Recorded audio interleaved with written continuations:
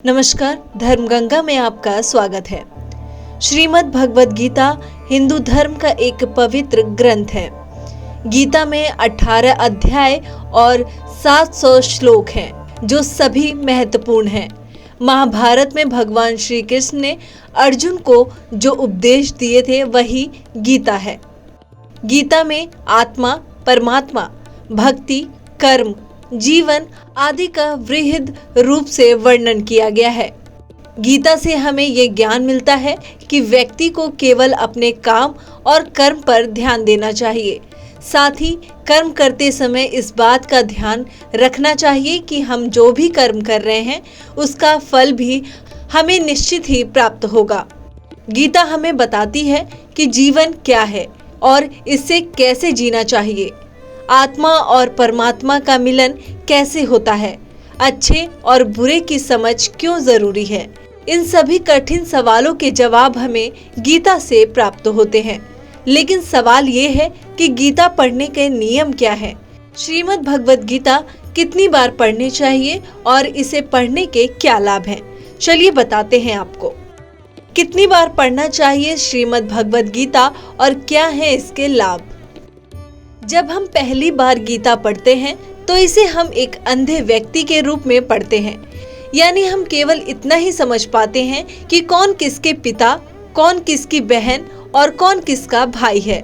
पहली बार गीता पढ़ने पर इससे ज्यादा कुछ समझ में नहीं आता। जब हम दूसरी बार गीता पढ़ते हैं तो मन में कुछ सवाल जागृत होंगे कि ऐसा क्यों किया गया या वैसा क्यों हुआ। जब हम तीसरी बार गीता पढ़ेंगे तो इसके अर्थ को समझने लगेंगे। हालांकि हर व्यक्ति को इसका अर्थ अपने तरीके से ही समझ आएगा। जब हम चौथी बार गीता पढ़ेंगे तो हर एक पात्र से जुड़ी भावनाओं को समझ पाएंगे, जैसे अर्जुन के मन में या दुर्योधन के मन में क्या चल रहा है। पांचवी बार गीता पढ़ने से पूरा कुरुक्षेत्र हमारे मन में खड़ा हो जाता है और हमारे मन में अलग अलग कल्पनाएं होती हैं। छठी बार गीता पढ़ने से हम भगवान को अपने सामने अनुभव करने लगते हैं और हमें ऐसा लगता है कि भगवान हमारे सामने ये सब बता रहे हैं। सातवीं बार गीता पढ़ने से हमें ये पूर्णतः एहसास हो जाता है कि कृष्ण कहीं बाहर नहीं बल्कि हमारे भीतर ही हैं और हम उनके भीतर हैं। श्रीमद् भगवद गीता पढ़ने के नियम। भगवद गीता पढ़ने के लिए सुबह का समय सबसे उत्तम माना जाता है, क्योंकि इस समय मन, मस्तिष्क और वातावरण में शांति और सकारात्मकता होती है।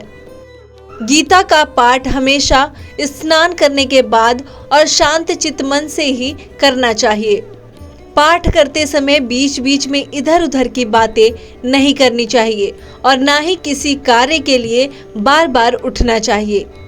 साफ सफाई वाले स्थान और जमीन पर आसन बिछाकर ही गीता का पाठ करना चाहिए।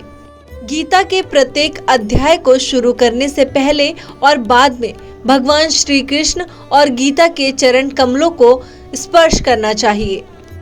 तो ये है गीता पढ़ने से जुड़ी कुछ खास बातें। फिलहाल इस वीडियो में इतना ही। हमारी वीडियो को लाइक, शेयर और साथ ही हमारे चैनल को सब्सक्राइब करना ना भूलें।